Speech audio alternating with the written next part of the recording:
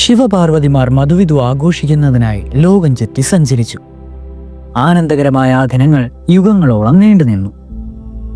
ഒരിക്കൽ പ്രണയകലഹം അഭാവിച്ചിരിക്കുകയായിരുന്ന പാർവതിയെ പരമശിവൻ കാളി എന്ന് വിളിക്കുവാനിടയായി.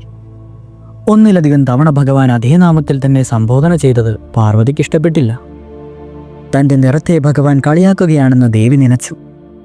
അപമാനത്താലും ലജ്ജയാലും ദേവിയുടെ കണ്ണുകൾ നിറഞ്ഞു.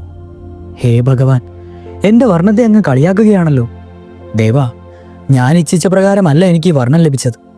എങ്കിലും അവിടുത്തെ പരിഹാസപാത്രമായി വസിക്കുവാൻ ഞാൻ ആഗ്രഹിക്കുന്നില്ല.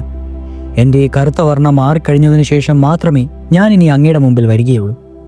ദേവി ദൃഢനിശ്ചയം ചെയ്തു. അരുത് ദേവി, അവിടെ നിന്നെ തനിച്ചാക്കി പോകരുത്. ഓമനെ, നിന്നോടുള്ള സ്നേഹത്തിൻ്റെ എൻ്റെ ഹൃദയം നിറഞ്ഞിരിക്കുന്നു. അവിടെ നിന്നെ ഞാൻ പരിഹസിക്കുകയില്ല.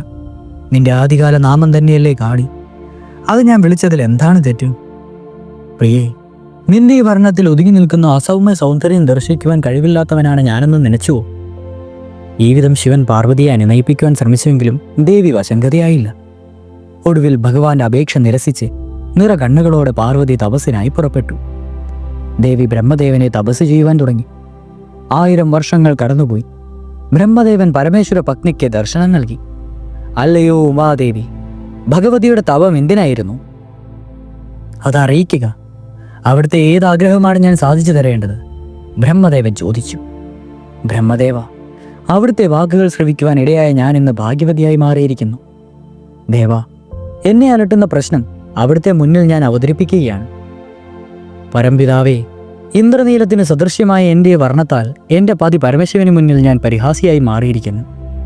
ദേവ, അദ്ദേഹത്തിൽ നിന്നും അപമാനിതയാകേണ്ടി വന്നതിന് കാരണമായ ഈ വർണ്ണം മാറുവാൻ അവിടുന്ന് എന്നെ അനുഗ്രഹിച്ചാൻ പാർവതി അപേക്ഷിച്ചു. ദേവി, താങ്കളുടെ അഭിമിതം പോലെ തന്നെ സംഭവിക്കട്ടെ. കറുത്ത നിറമുള്ള അവിടുത്തെ പുറന്തൊലി അടർന്നു പോവുകയും താമര ഇതളിൻ്റെ നിറത്താൽ അവിടുത്തെ ശരീരം പൂർണ്ണകാന്തി നേടുകയും ചെയ്യും. താമര ഇതളിൻ്റെ നിറം ലഭിച്ച ദേവി ഗൗരിയായി അറിയപ്പെടുന്നതുമായിരിക്കും. ബ്രഹ്മദേവൻ അനുഗ്രഹിച്ചു. അല്പനിമിഷങ്ങൾക്കുള്ളിൽ പാർവതിയുടെ ശരീരത്തെ ആവരണം ചെയ്തു നിന്ന കറുത്ത പുറന്തോൽ അഴിഞ്ഞു വീഴുകയും തൽസ്ഥാനത്ത് താമരപ്പൂവിന്റെ നിറമുള്ള ചർമ്മം വ്യാപിക്കുകയും ചെയ്തു. പൊതുവർണ്ണത്തിൽ ദേവി അത്യന്തം മനോഹരിയായി മാറി.